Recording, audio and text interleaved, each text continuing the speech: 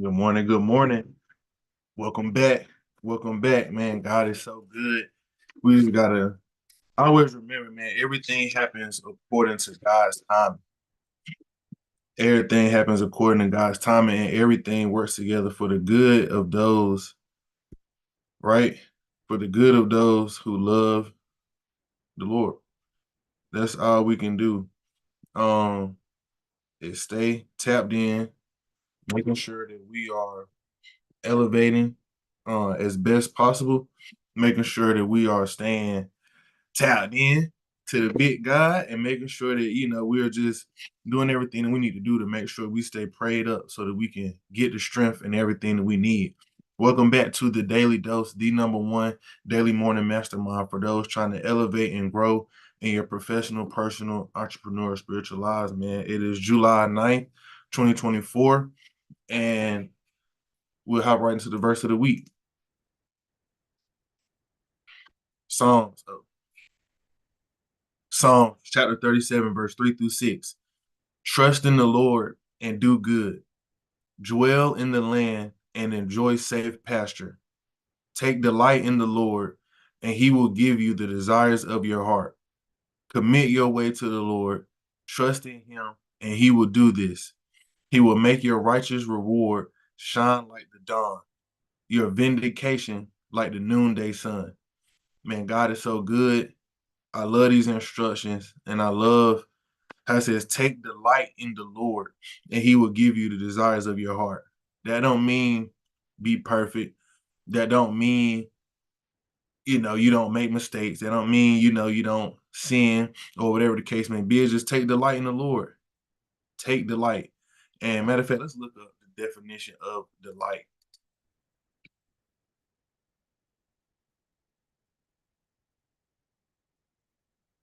To please greatly, right? Take delight, to be pleased greatly in the Lord.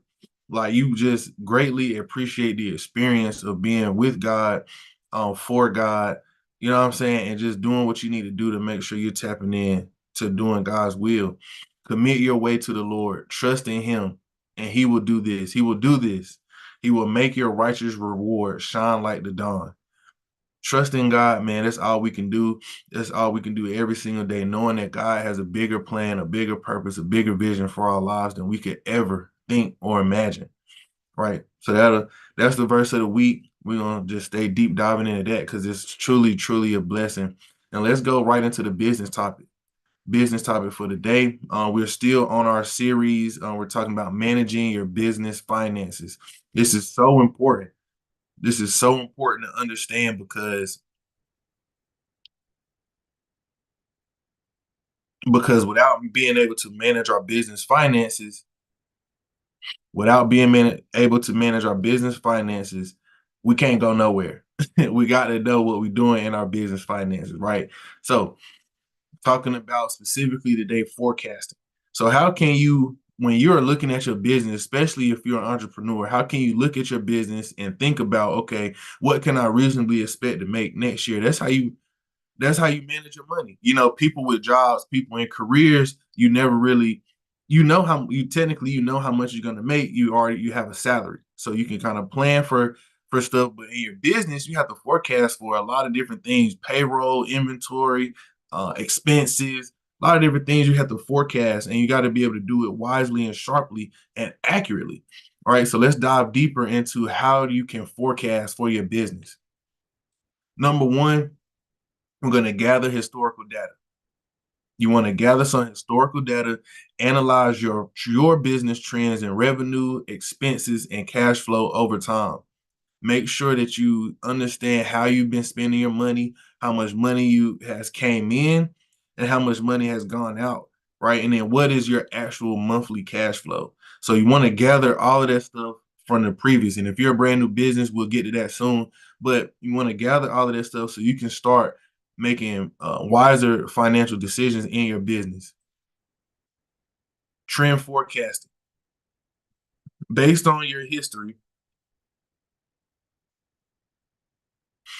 These are ways that you can So the first step is to gather all your historical data. These are some forecasting way methods that you can use to forecast business. So there's a few of trend forecasting. Like I said, this is based on your history. You would take your historical data and then you would just basically say, this is what I've been doing. This is what I expect to do in the future. Next, you have seasonal adjustments. You want to use this if your business is seasonal.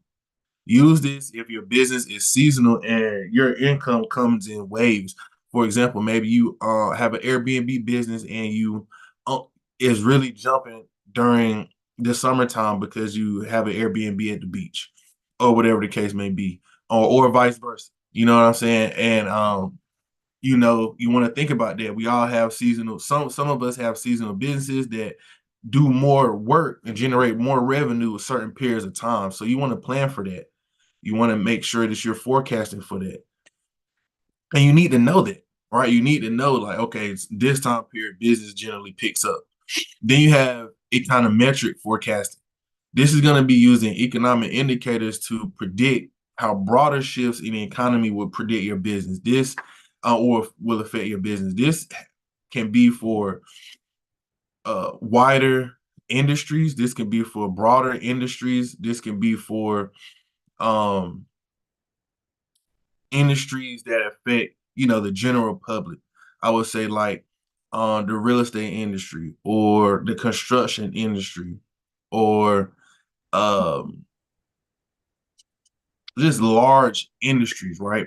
We want to make sure that we are using these types of forecasting to help us understand how this might impact our business, right? So you want to stay up to date on what's going on in the news, in the world. There are different types of businesses. There are different types of things that happen. COVID impacted a lot of people's businesses, but there might be something that's happening in Europe that affects a certain trade, right? That will directly impact your business, right? So you need to know what's going on, and that's how you use those indicators to pre- predict, predicate how your business might go in the future. So that's how this is another way to forecast with your business finances. Then you have judgmental forecasting. This is for brand new businesses. You basically would incorporate an expert opinion, like a consultant, a CPA, or industry expert, and marking your own market research to forecast your finances for new. And like I said, this is for new businesses. So you would take this, take your market research. You would go into it and say, okay, based on the market, these are what other businesses doing.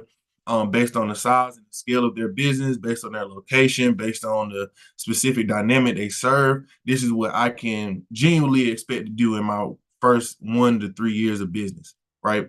So we want to make sure that these are some different types of forecasting methods that you can use to forecast your business, and we'll hop just deeper into some things you need to consider as you're going into uh, forecasting. You want to consider industry trends. What is happening specifically in your industry, right? Like this could be like fashion, right? Fashion is changing all the time. If you're in the fashion industry, you need to know what's going on. You need to be in the know of what's happening specifically in your industry, um, so you can stay up to date. You can stay abreast with the knowledge.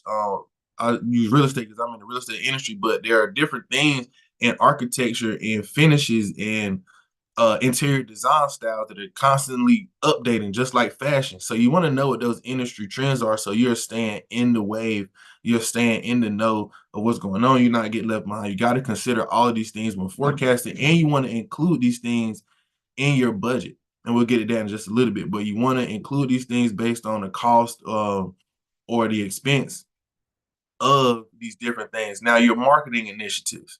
How are you going to increase and boost your marketing?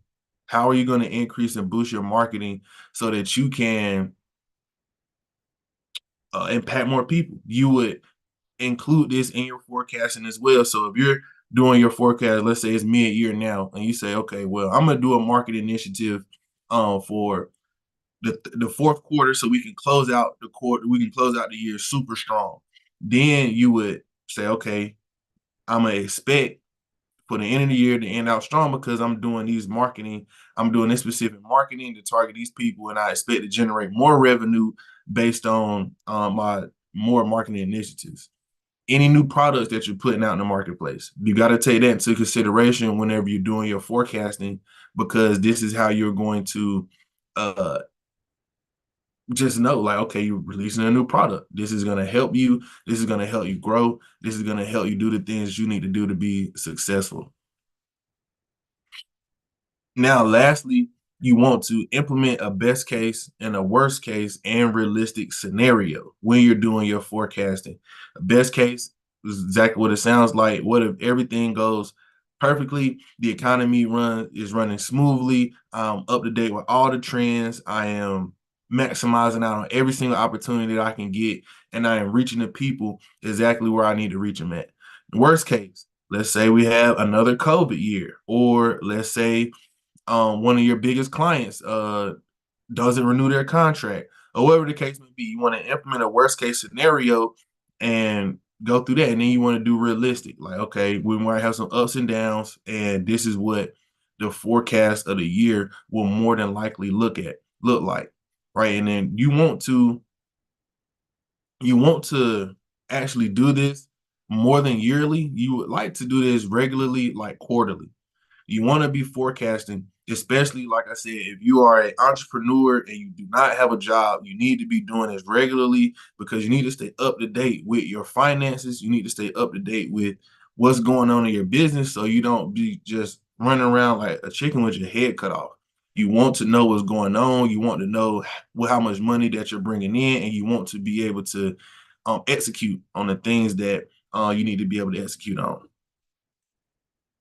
So we'll hop right into self-development topic for today. And we're this week, like, we've been going over overcoming procrastination. It's a huge detriment to a lot of people, a lot of professionals, a lot of entrepreneurs, there's a lot of students, right? Procrastination is one of those big things that can, really kill a lot of momentum, right? So we need to overcome that, and we need to move forward. Today, we're going to be talking about how to develop our time management skills, right? Developing those time management skills are super important. And I'm going to just give y'all some tips that definitely helped me. And I know they'll help y'all as well. Number one, you got to understand, we're not getting no more time. The 10 minutes that you waste on social media, 30 minutes that you waste on social media, you're not going to get that back. Or the time that you waste putting off what you need to do, you're not going to get that back. So you need to, number one, understand we're not getting no more time. So we need to make the best decisions with our time that we can possibly make. Number two, we got to go to time tracking. We need to start, and if you don't get a planner, get a planner that lists out, write this down, because I probably just create one for everybody. Get a planner that lists out, you know, like just your days, and it lists it out about an hour, right? You want to get a planner that lists out your days by the hour, so that you can uh track your time. Don't plan anything out, just start to track it. This is what you can do. This is what you do in the beginning. Take a week. Take a week. Every single after set a timer for yourself. After every hour, just write down, okay, what was I doing this hour? What was I doing this hour? And then after 7 days, you can go back and look at it like, okay, this is what I really was on. And if you really want to get super specific, you'll do it every 30 minutes, right? And that's how you look back and see, like, okay, this is how I'm really, really spending my time, as opposed to how I think I'm spending my time. So track your time for 7 days to get started with your time management process and building up that time management muscle. Next, you want to brain dump. Once a week, you need to take at least 30 minutes to an hour, depending on, how fast you write and how fast you process things. But you need to get every single thing out of your brain that you need to do. Write it down. I would say write it down on a piece of paper, or physically. I would just say, write it down physically, not digitally. You can definitely do it digitally later, but at first, you just want to go into a quiet area, sit and think and brain dump. Get all of that stuff out of your head so that you can have a clear mind, so that you can focus really on what you need to do, and then so that you can uh, just think about all the things that you need to do in the upcoming week or in the upcoming months to make sure that you are successful in putting yourself in a position to where you can achieve the goals that you set out and just accomplish the things that you need to do. So brain dump, and you need to do this once a week. We got so much stuff built up. You need to take the time to get it all out of your head and in the physical realm so that you can be clear-minded and go into the week strong. Now, once you brain dump all of the things that you need to do, you need to number those tasks 1 through 5 with the level of priority, with number 1 being the highest level of priority, right? Number all of those tasks with number levels 1 through 5. Then, right beside that, you want to write out how long these tasks take, right? How long do these tasks take? And so it might be one task, it'll take an hour. Another task might take 30 minutes. Another task might take 3 hours. You need to do this. I'm including business, work, life, whatever the count do. I'm including everything. Write out how long these tasks take. Then you want to get on your calendar and you want to schedule your tasks according to the priority and according to how long that they take. This is how you win. Schedule them out on your calendar. So if you have a 1 on your priority list and it takes 3 hours, you know you probably want to do that earlier in the week, and you need to set aside 3 hours to do it. Put it on your calendar, or you can break it up however you need to do it to make it fit into your calendar, into your day. Then do that, but you want to schedule them according to priority and how long they take. If you have something that's a level 5 priority, and only takes 15 minutes, put that on your calendar, wherever it may fit. But this is a super hack for you to organize your life, organize your schedule. And then you want to batch similar tasks together. If you have a whole bunch of tasks, or you have a few tasks that may go hand in hand, you want to do that, like responding to emails, responding to text messages. Those might all go hand in hand, depending on the type of work that you do, depending on the type of business that you have, right, or the type of life that you do. Meal prepping and washing dishes, right? Those go hand in hand. Just different things, batch similar tasks together so that you can maximize the time that you have. And then lastly, you want to do this every single week. And the more you do it, the better you will get at developing your time management skills, and you will be able to manage your time more effectively, and you'll become a lot more efficient in your life. But that'll wrap it up for today. Hope definitely bless you and help you out, and we'll be right back at it.